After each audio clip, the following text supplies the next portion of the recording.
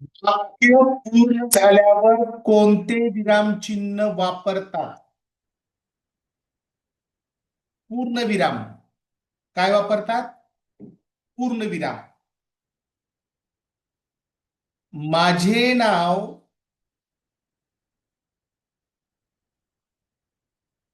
अजय आहे. वाक्याच्या शेवटी हा जो पॉइंट दिलेला आहे याला फुल स्टॉप म्हणतात इंग्लिशमध्ये. वाक्य पूर्ण झाल्यानंतर पूर्ण विराम वापरतात. इंग्लिशमध्ये म्हणतात त्याला फुल स्टॉप. आता पुढे बघा.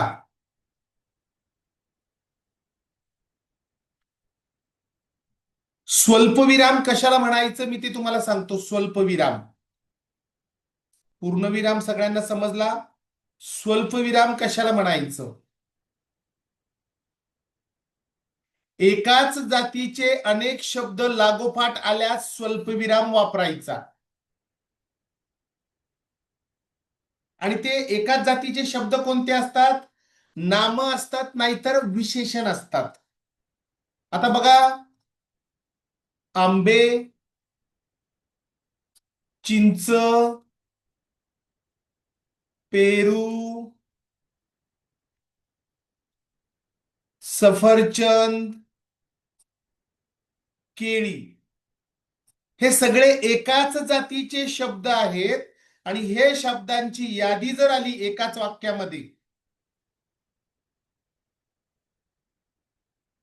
तर स्वल्पविराम या एकाच जातीच्या शब्दांच्या पुढे वापरतात.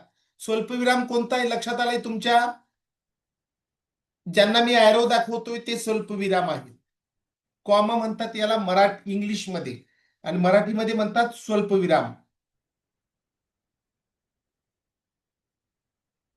अजून स्वल्पविराम कोठे वापरायचा? स्वल्पविराम कोठे वापरायचा? संबोध दर्शवताना. संबोध म्हणजे काय? मुलांनो शांत बसा. दादा इकडे ये. दादा दिसतय, दादा नंतर हा कॉमा दिलाय आणि इकडे ये म्हटलंय. संबोध दर्शवताना, हाक मारताना किंवा संबोधताना नावापुढे स्वल्पविराम वापरतात. अजय, अजय इकडे ये. त्याला हाक मारलेली आहे, त्याला संबोधलेला आहे, त्यावेळी स्वल्पविराम वापरलंय. ओके. आता मला स्वल्पविराम. छोटी छोटी वाक्ये जोडताना, दोन छोटे सेंटेन्स जोडताना स्वल्पविराम वापरतो. मी आलो, कॉमा, त्याने पाहिले, कॉमा, आम्ही निघालो. बघा कॉमा कोठे कोठे. हे तीन वेगवेगळे छोटे छोटे वाक्य आहे. दोन छोटी वाक्य किंवा व ने जोडण्याऐवजी कधी कधी स्वल्प विरामाने जोडली जातात. मी आलो हे वाक्य आहे, त्याने पाहिले वाक्य आहे, आम्ही निघालो हे वाक्य आहे. येथे काय वापरलंय? स्वल्प विराम. दोन वाक्य जोडण्यासाठी, छोटी वाक्य जोडण्यासाठी कधी कधी व किंवा आणि वापरायच्या ऐवजी स्वल्पविराम वापरतात. लक्षात घ्या स्वल्पविराम. पुढं काय म्हटलंय? अवतरण चिन्हाच्या आधी पण तो म्हणाला मी उद्या नक्की येईल. आता अवतरण चिन्ह कोणतं आहे? मी ज्याला सर्कल करतोय ते अवतरण चिन्ह आहे. बघा हे काय आहे? अवतरण चिन्ह कोणतं आहे बघून घ्या. हे आहे अवतरण चिन्ह, ज्याला मी सर्कल केलंय. इथं ॲरो दाखवतो, हे आहे अवतरण चिन्ह. अवतरण चिन्हाच्या आधी स्वल्पविराम दिला जातो. तो म्हणाला, बघा, तो म्हणाला त्याच्यानंतर स्वल्पविराम, मी उद्या नक्की येईल, अवतरण चिन्ह आणि पुढे पूर्णविराम.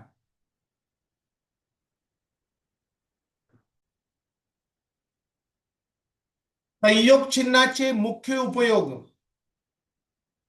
दोन शब्द जोडताना.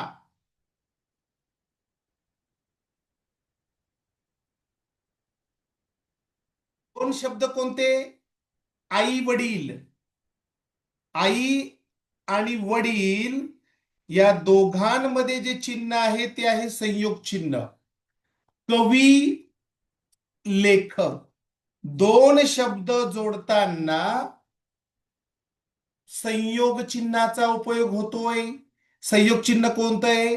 मधली ही जी छोटीशी रेष दिसते तुम्हाला, ही संयोग चिन्हाची आहे. सुख दुःख, राम लक्ष्मण. लक्षात आलं तुमच्या? दोन समान अर्थ, समान महत्व असलेले शब्द असतात, दोघांमध्ये संयोग चिन्ह वापरतात.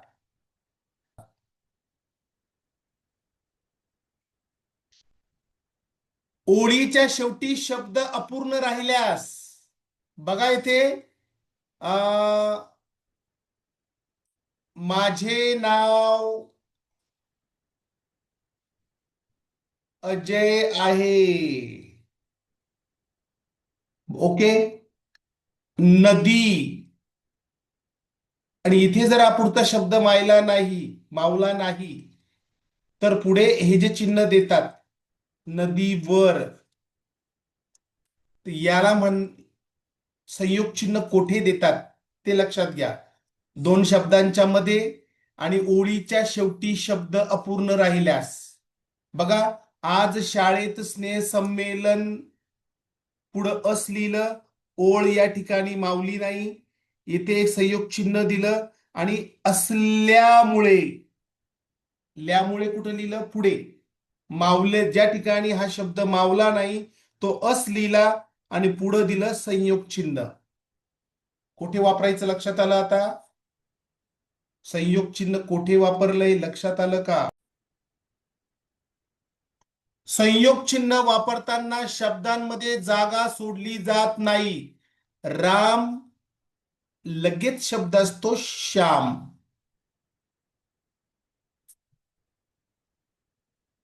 21, 22 यामध्ये जास्त गॅप नसतो, शब्दांमध्ये जास्त स्पेस सोडला जात नाही. आता राम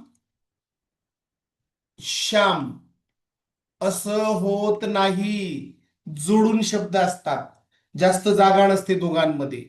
दोन अंकांमध्ये दोन अक्षरी संख्या लिहित असताना तेथे पण संयोग चिन्हाचा वापर होतो. 498, 499, 21-22, 2021-22 असं लिहितात वर्ष लिहिताना. ओके.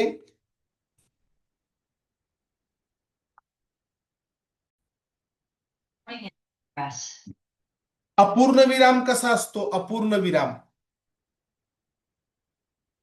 याला कोलोन म्हणतात इंग्लिशमध्ये. अपूर्ण विराम सिम्बॉल कसं आहे बघा, त्याचं सिम्बॉल दोन असे जे डॉट असतात यांना अपूर्ण विराम म्हणतात. इंग्लिशमध्ये याला कोलोन, उद्गारवाचक चिन्ह, एक्सक्लेमेशन मार्क. एक्सक्लेमेशन मार्क कसं आहे बघा, वाक्याच्या शेवटी एक्सक्लेमेशन मार्क कसं येतंय, उद्गारवाचक. अर्धविराम कसा आहे बघा, अर्धविराम, सेमिकोलोन. सेमिकोलोन चेक करा, प्रश्नचिन्ह कसं आहे, क्वेश्चन मार्क. एकदा पूर्ण बघा बरं.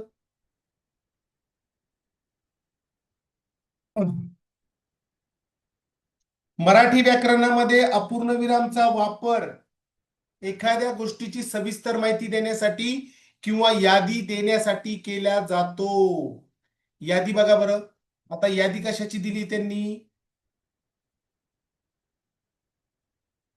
नामाचे प्रकार, नामाचे मुख्य 3 प्रकार खालीप्रमाणे: नामाच्या प्रकारांची यादी दिली बघा. यादीच्या पुढे अपूर्ण विराम दिसतोय. Colon, sorry, colon.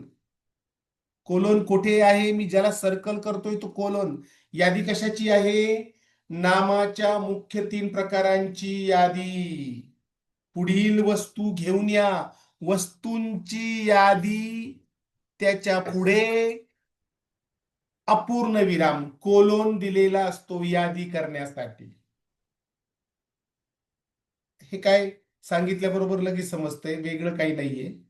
यादी करताना व्याकरणामध्ये संवादाच्या वेळी नाटक असतं बघा, ड्रामा. ड्रामामध्ये, नाटकामध्ये संवाद असतात, डायलॉग्स. आई म्हणाली, या आईच्या पुढे हे 2 डॉट जे दिसत आहे तुम्हाला, याला म्हणतात कोलोन, अपूर्ण विराम. बाळ लवकर घेऊन ये. नंतर आई झाल्यावर शिक्षक म्हणाले, याला म्हणाले म्हणतोय आपण. आणि शिक्षकासमोर आपल्याला काय दिसतंय? अपूर्ण विराम दिसतोय. त्याला इंग्लिशमध्ये म्हणतात कोलोन. लक्षात आलं? अजून कुठे वापर होतो मी सांगतो तुम्हाला. नाटकामध्ये होतो. एखाद्या पात्राच्या पुढे, पात्र म्हणजे कोण? नाटकामध्ये जे जे असतात, आई, शिक्षक, विद्यार्थी, मुलगा, हे जे काही पात्र असतात, त्या पात्रांच्या पुढे हे जे 2 डॉट असतात त्यांना म्हणतात अपूर्ण विराम. अपूर्ण विरामासाठी या प्रकारच्या चिन्हाचा वापर होतो. विसर्ग वेगळा, विसर्ग वेगळा आणि अपूर्ण विराम वेगळा. आता अपूर्ण विराम यादी बनवण्यासाठी आणि नाटकामध्ये यूज होतो हा अपूर्ण विराम. पण बऱ्याच वेळा तुमच्याकडनं काय चूक होते, काय गल्लत होते? स्वतः. स्वतः हा जो शब्द आहे यापुढे आलाय तो विसर्ग आहे. विसर्ग वेगळं आणि अपूर्ण विराम वेगळा. स्वतःच्या शब्दाच्या पुढे हा विसर्ग आहे, हा अपूर्ण विराम नाही. त्याला अर्धविराम म्हणतात. अर्धविराम. अर्धविराम कसा असतोय? मी सर्कल केलंय बघा. अर्धविराम असा आहे. हा आहे अर्धविराम, सेमिकोलोन. आणि याचा यूज कुठे होतोय? 2 छोटी वाक्ये जोडण्यासाठी केला जातो. अर्धविरामचा 2 छोटी वाक्ये जोडण्यासाठी केल्या जातो.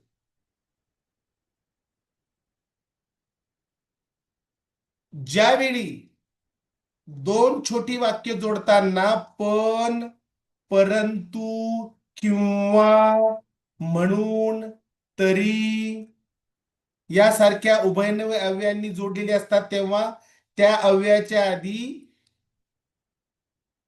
अर्धविराम वापरतात. गड आला पण सिंह गेला. बघा, गड आला पण हे उभयान्वयी अव्यय आहे. पण सिंह गेला. आता गड आला पण, पण दिसतंय तुम्हाला? या पणच्या जवळ म्हणजे तेथे उभयान्वयी अव्यय वापरलाय. कुठे? पणच्या शेजारी. हा पण दिसतोय, येथे उभयान्वयी अव्यय. उभयान्वयी अव्यय कोणते आहेत? पण, परंतु, म्हणून, तरी, व, आणि, किंवा हे उभयान्वयी अव्यय आहेत. 2 वाक्यांना जोडायचं काम करतात. आणि हा जो सेमिकोलोन आहे तो कोठे वापरतोय आपण? उभयान्वयी अव्ययाच्या शेजारी. त्याने खूप अभ्यास केला पण, म्हणून तो उत्तीर्ण झाला. त्याने खूप अभ्यास केला म्हणून, म्हणूनच्या शेजारी, हा जो म्हणून उभयान्वयी अव्यय त्याच्या शेजारी हा सेमिकोलोन वापरलेला आहे. नाही. परस्पर संबंधित स्वतंत्र विचारांसाठी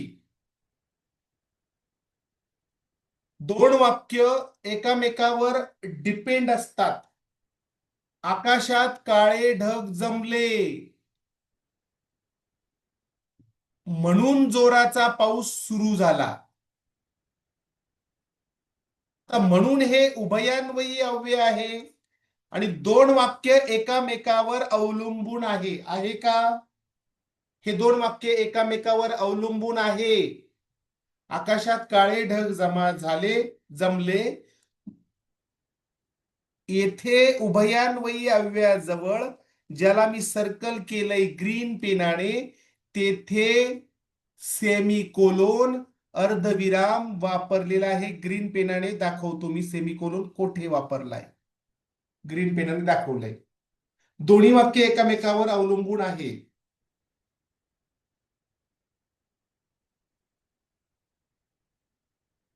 आणि एखाद्या वाक्यामध्ये आधीच खूप स्वल्पविराम आलेले आहेत आणि माहितीचे तुम्हाला वेगवेगळे गट करायचे असतील तर स्पष्टतेसाठी अर्धविराम वापरतात. आता बघा, वस्तूंची यादी एखाद्या वाक्यात 2-3 वेळा आलेली आहे. पहिली यादी इथं आली बघा, सहलीसाठी मुलांनी बिस्किटे, केक, वेफर्स आणले. प्रत्येक ठिकाणी कॉमा वापरलाय. नंबर 3च बघा, परत शिक्षकांनी चहा, पाणी, साखर घेतली. येथे पण कॉमा वापरलाय. दोन्ही वाक्यांमध्ये वेगळेपणा दिसावा, वेगवेगळे गट करायचे आपल्याला, म्हणून मी सर्कल केलंय त्या ठिकाणी स्पष्टता येण्यासाठी सेमीकोलन अर्धविराम वापरतात. स्वल्पविरामापेक्षा जास्त काळ आणि पूर्णविरामापेक्षा कमी काळ थांबायचे असल्यास अर्धविराम वापरला जातो. बापरे हा जो शब्द दिसतोय, बापरे, बापरेच्या पुढे जे या प्रकारचं जे चिन्ह आहे याला म्हणतात उद्गारवाचक चिन्ह. बापरे, केवढा मोठा साप. ज्यावेळी मनातील तीव्र भावना व्यक्त करण्यासाठी उद्गारवाचक चिन्हाचा वापर केला जातो. तीव्र भावना मनात तयार झालेल्या किंवा समोर क्रिएट झालेल्या. मग यामध्ये आश्चर्य असेल, तुम्हाला खूप आश्चर्य झालं, बाप रे, अरे रे, आनंद, दुःख, भीती. ज्यावेळी येते तुमच्यामध्ये आश्चर्य वाटतं, आनंद होतो, खूप आनंद होतो, दुःख होतं, भीती वाटते, त्यावेळी जे वाक्य तुमच्या तोंडातून जो शब्द पडतो त्या समोर उद्गारवाचक चिन्ह वापरतात. किती सुंदर दृश्य आहे हे.